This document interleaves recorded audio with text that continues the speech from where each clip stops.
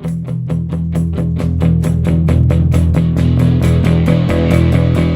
since Ford slapped rubber on American steel, I could not wait to get my hands on the wheel. From Capital City to the Golden State, Bankhead Highway, smooth and straight. Okay, Carter here with another Arlington time capsule. The topic, US 80 in Arlington, the old Bankhead Highway. Once upon a time, it was also called the Broadway of America. This is what it looks like today, even though it's now called Texas Highway 180. In Arlington, it's Division Street. But ain't that smooth? Hell, it ain't that straight. But asphalt blacktop sure feels great. Let's take a road trip. Let's hit the road. As you can see from the background footage, it's not too busy most of the time these days, unless it's traffic for a Dallas Cowboys or Texas Rangers game. The stadium for both being less than a couple of blocks away from the northern edge. Interstates 30 to the north and 20 to the south, and the traffic that comes with interstates have replaced Division and the old Bankhead as a primary transportation route. Novelist Ray Bradbury said the future was known to no one, but I can guarantee this: without US 80, the Arlington today and its history would have been remarkably different. If, for instance, some nameless federal highway engineer long ago had decided that the best route for US 80 would be north of the Trinity, and the Bankhead had gone through, for example, Bedford, Hurst, and Richland Hills instead of Arlington, we would most likely subtract much of Arlington's colorful history, and a big chunk of its economic development as well.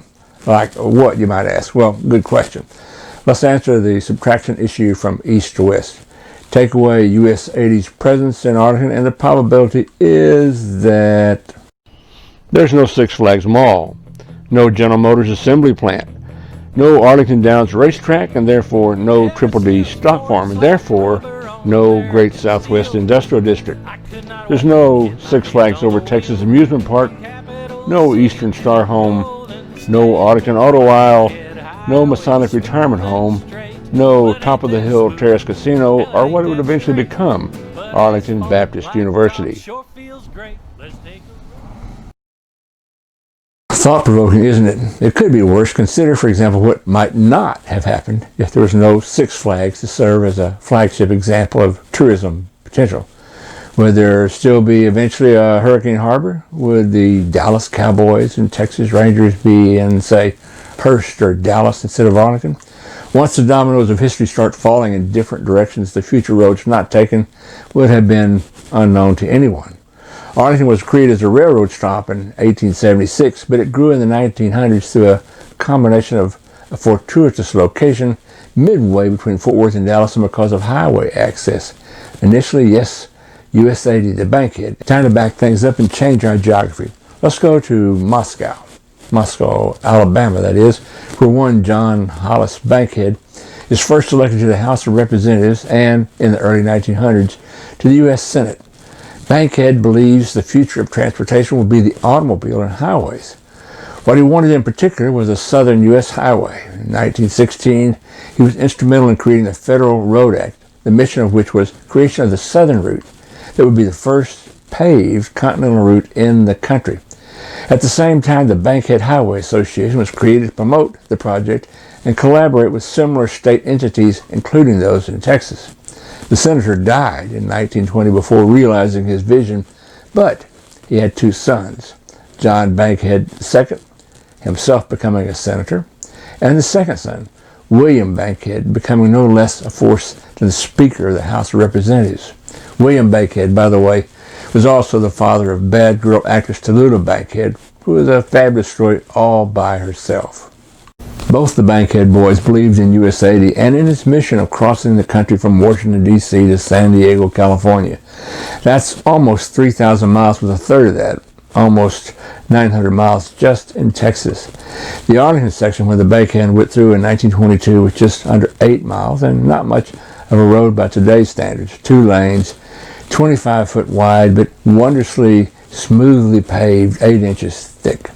It was the town's pride and joy, with civic groups planting crepe myrtles in the route, decorating bridges, and even building a tunnel under the highway at the Masonic home so residents could access the nearby interurban electric trolley easily without having to cross highway traffic. In effect, the Bankhead became Main Street for Arlington. The economic impact was remarkable, not just in Arlington, but in towns tiny and large across the country. When one small West Texas community asked the federal government how many vehicles would be passing through their town when the highway was completed, they were told to expect 100 cars a day. A month after the highway opened, it was 1,000 cars a day, and in 3 months, 2,000 a day. That's a lot of gas fill-ups, cheeseburger baskets, motel stays, and other purchases. A new money infusion. The American appetite for cross-country auto travel proved to be both enormous and profitable. Now, if that had happened in a small West Texas town, imagine the impact in Arlington, midway between two giant Texas cities, on which the main connector road was US 80.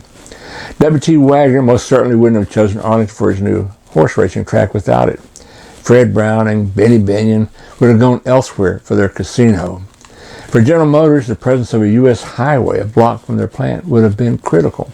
Elsewhere along 80 in Arlington, new car dealerships sprung up, motor courts appeared, restaurants were built. The county's first indoor mall appeared. Thousands of new residents first commuted to Arlington on the Bankhead.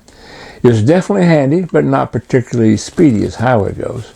By the mid-1950s, a motorist traveling from downtown Fort Worth to downtown Dallas would endure no less than 80 traffic lights.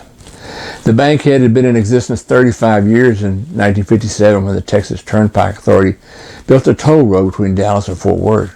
Today it's Interstate 30. Thousands of motorists decided it would be better to cough up a $50 than to wander through 80 traffic lights of Fort Worth, Arlington, Grand Prairie, Irving, and then Dallas. Every up, though, eventually has a down.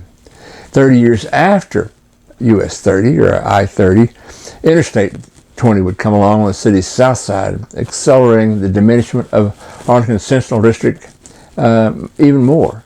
Most Bankhead traffic disappeared. Most of that US 80 business went away, severely impacting not only Division Street commerce, much of which eventually disappeared, but also the city's adjoining downtown district. There's a recovery underway now, particularly in the downtown area, but it's taken a while, decades really, because of its location and those two interstates acting as cash flow rivers.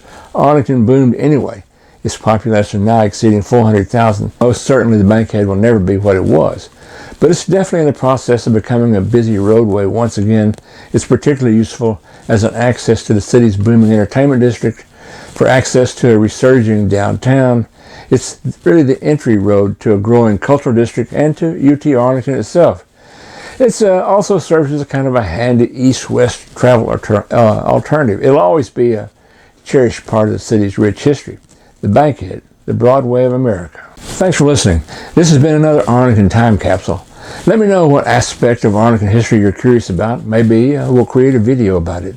Thanks for tuning in. Don't forget to subscribe to this channel. Well, it ain't that smooth, hell, it ain't that straight, but asphalt blacktop sure feels great. Let's take a road trip. Let's hit the road. Bankhead Highway road trip. Pack a bag and let's go.